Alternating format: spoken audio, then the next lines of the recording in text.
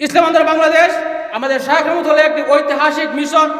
ইসলাম আন্দোলন বাংলাদেশ উনি যখন প্রতিষ্ঠা করেছিলেন, কিছু নীতি, কিছু দর্শনকে সামনে রেখে উনি এটাকে প্রতিষ্ঠা করেছিলেন। যদি আমরা ওই দর্শনগুলোকে সামনে রেখে আমরা আমাদের পথ সামনে এগিয়ে যাই, তাহলে কুতুবুল আলম যে উদ্দেশ্যে, যে আশায় ইসলাম আন্দোলনকে প্রতিষ্ঠা করেছিলেন, সে আশায় প্রতিফলন হবে এবং কুতুবুল আলমের রুহানি ফয়েজ আমাদের মাঝে আসবে। আর আমরা যদি শাহ রহমতুল্লাহ আলাই রাজনৈতিক দর্শনগুলো ভুলে গিয়ে নিজের মন মতে, নিজের চাহিদা মতে আমি সংগঠনের কার্যক্রম করি, তাহলে আমরা আমাদের সে কাঙ্ক্ষিত লক্ষ্যে আমরা পৌঁছতে পারবো না। উপস্থিতি শাহ রহমতুল্লাহ আলাই যতগুলো রাজনৈতিক দর্শন ছিল, এর মধ্যে একটি অন্যতম দর্শন ছিল রুহানিয়াত এবং জিহাদের সমন্বয়ে এই সংগঠন নেতা কর্মীরা চলবে। যদি আমাদের মধ্যে রুহানিয়াত না থাকে, তাহলে আমাদের নেতা, আমাদের আদর্শগুলো, নীতিগুলো আমরা যে কোনো সময় সস্তায় বিক্রি করবো, যা আমরা চোখে দেখতেছি। বড় বড় উলামায়ে কেরাম, বড় বড় আল্লামা, বড় বড় শাইখুল হাদিস, তারা তাদের নীতি আদর্শকে বিসর্জন দিয়ে এমপি মন্ত্রী হওয়ার জন্য ইসলামকে বিসর্জন দিতেছে। কেন? তাদের ভিতরে রুহানিয়াতের অভাব।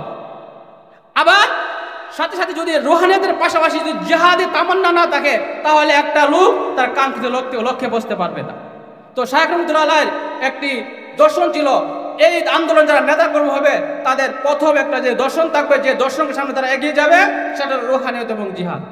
এবং শাহ রহমতুল্লাহ আলাইহির আরেকটি দর্শন ছিল, ঐক্যের জন্য উনি সবসময় পাগল ছিলেন। অনেকে বলে ইসলাম আন্দোলন ঐক্য বিরোধী, এটা সম্পূর্ণ একটা ভুল কথা। বাংলাদেশের একজন ঐতিহ্যবাহী একজন আলেম আল্লামা সুলতান যোগ রহমতুল্লাহ আলাইহি উনি ওনার এক কিতাবে লিখেছেন, যখন 1992 সালে ঐক্যের জন্য একটি প্রোগ্রাম করা হয়েছিল, ওই প্রোগ্রামে একটা প্রস্তাবনা ছিল সকল দলগুলো ভেঙে দিয়ে আমরা একটি দল করব। উনি ওনার কিতাবে লেখেন, একমাত্র পীর সাহেব চরমনাই রাজি হয়েছিলেন, যদি ইসলামের স্বার্থে যদি আপনারা এগিয়ে যান, আমি ইসলামের শাসনতন্ত্র ভেঙে দিয়ে আমি আপনাদের সাথে আসি। অন্য কোনো দল তাদের দল ভেঙে ঐক্য হওয়ার জন্য প্রস্তুত ছিলেন না। প্রিয় উপস্থিতি, শুধু তাই নয়, পীর সাহেব চরমনাই ইসলাম আন্দোলনকে গণমুখী একটা আন্দোলন করেছিলেন। আজকে বাংলাদেশ যত রাজনীতি চলতেছে, যারা বিএনপি আওয়ামী লীগ করে, তাদের রাজনীতির দ্বারা শুধু হচ্ছে কি স্কুল, কলেজ, ভার্সিটি, এখানে উলামায়ে কেরামের সম্পৃক্ত অনেকটাই কম। ঠিক বাংলাদেশে আরো অনেক সংগঠন আছে যারা আলেম মাদ্রাসা কি আলিয়া, এখানে তারা কি নাই, কওমি অনেক লোক নাই। আবার কেউ কেউ আছে শুধু কওমি দ্বারা নিয়ে, এখানে ইউনিভার্সিটির লোক কম, পাশাপাশি কিসের লোক কম, আলিয়া মাদ্রাসার লোক কম।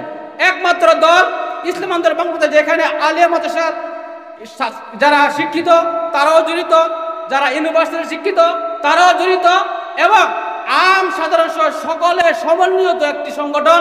সেই সংগঠনের নাম হচ্ছে ইসলাম আন্দোলন বাংলাদেশ। শাহ রহমতুল্লাহ আলাইহি বহুত রাজনৈতিক দর্শন আছেন, আমরা সেই দর্শনগুলোকে আমরা জানবো, জেনে ওই দর্শনগুলোকে আমরা বুকে নিয়ে শাহ রহমতুল্লাহ নীতি আদর্শকে আমরা বুকে ধারণ করে যদি আমরা সামনে আগামী দিন এগোতে পারি, তাহলে আশা করা যায় আমরা একদিন আমাদের সেই কাঙ্ক্ষিত লক্ষ্যে পৌঁছতে পারবো।